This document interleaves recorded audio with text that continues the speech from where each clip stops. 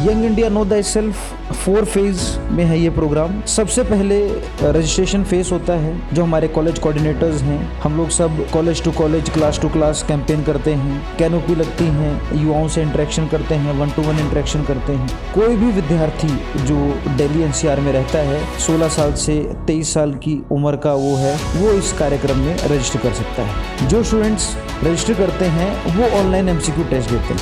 ये रजिस्ट्रेशन लगभग 1 महीने का रहता है। उसके बाद वही विद्यार्थी ऑनलाइन एमसीक्यू टेस्ट देते हैं। हमारी वेबसाइट है youngindia.vkendra.org। उस पर जाते हैं तो वहाँ पे नॉलेज बैंक करके एक सेगमेंट है, वहाँ पर कुछ पीडीएफ्स हैं, स्वामी विवेकानंद के लेक्चर्स हैं, story of Vivekananda rock memorial की एक पीडीएफ है छोटी सी, तो उसको वो पढ़ते हैं। और इसके अतिरिक्त कुछ जनरल नॉलेज के क्वेश्चन, तो 40 एमसीक्यू क्वेश्चन कहीं भी कभी भी वो दे सकता है उसी वेबसाइट पे, जो फिर एक टाइम पीरियड हम निकालते हैं 15-20 डेज का, तब वो उस टेस्ट को दे देता है। उसके बाद जो विद्यार्थी टेस्ट देते हैं वो फिर हमारे वर्कशॉप में आते हैं। वर्कशॉप सैटरडे और संडे को ही होता है। ये लगभग 5 घंटे की एक वर्कशॉप होती है। एक हल्का सा सबका इंट्रोडक्शन होता है, उसके बाद कुछ आइस ब्रेकिंग 4-5 गेम्स होते हैं, उसके बाद स्किट होता है, स्किट प्रिपरेशन करते हैं, फिर स्किट प्रेजेंटेशन करते हैं युवा, फिर ग्रुप डिस्कशन होता है, फिर ग्रुप प्रेजेंटेशन होता है, फिर उसका कंक्लूडिंग होता है, फिर हम एक ग्रुप फोटोग्राफ लेते हैं, कुछ रिफ्रेशमेंट होता है, और अगला जो फेज है रेजिडेंशियल कैंप, उसके बारे में भी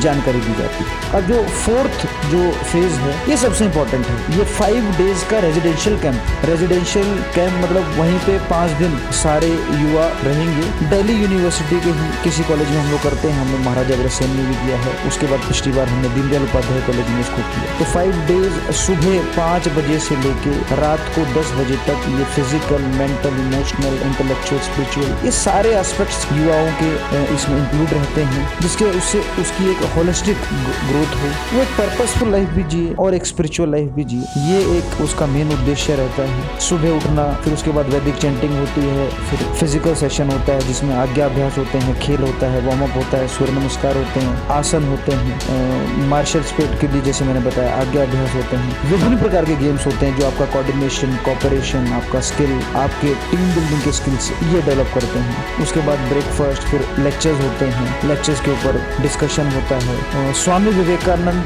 के टीचिंग्स बताए जाते हैं, और अन्य जो सेजेस रहे हैं हमारे, चाहे वो गुरु गोविंद सिंह जी रहे हैं, चाहे वो दयानंद जी रहे हैं, ऐसे अन्य छत्रपति शिवाजी महाराज हैं, ऐसे अन्य जो महापुरुष रहे हैं उनकी जीवनी के बारे में बताया जाता है। फिर शाम को भी एक फिजिकल सेशन होता है, शाम को सेकंड सेशन रहता है, इंटेलेक्चुअल सेशन भी रहता है। तो ये पूरा सुबह से लेकर शाम तक ग्रुप में डिवाइडेड होते हैं सारे युवा, 10, 12, 15 युवाओं का एक ग्रुप होता है। तो ये 5 डेज का रेजिडेंशियल कैंप होता है। इसके बाद एक फिनाले प्रोग्राम, जो कि हम लोग प्राइज डिस्ट्रीब्यूशन के तौर पे, जो भी इस कार्यक्रम में जो रजिस्टर करते हैं युवा, उनको कुछ 1st, 2nd, 3rd प्राइज होते हैं और कॉन्सोलेशन प्राइज। तो यहाँ से उसकी जर्नी खत्म नहीं होती युवा की, यहाँ से उसकी जर्नी शुरू। अब उसने सिर्फ किया है, अभी वो करवाएगा अगली बार जब वो कैंपस में जाएगा, संगठन के कार्य को जानेगा, तो हमारे जैसे 5 उत्सव होते हैं उनको वो समझेगा, और कार्य पद्धति से जब वो जुड़ेगा, विवेकानंद केंद्र के कार्य से जब जुड़ेगा, तो उसका जो लाइफ है, जो हमने जो कैंप में बताया, वो उसी चीज को अपने कॉलेज कैंपस के काम के साथ साथ, अपनी पढ़ाई के साथ साथ वो इसको अपनी लाइफ में इंक्लूड कर सकते हैं।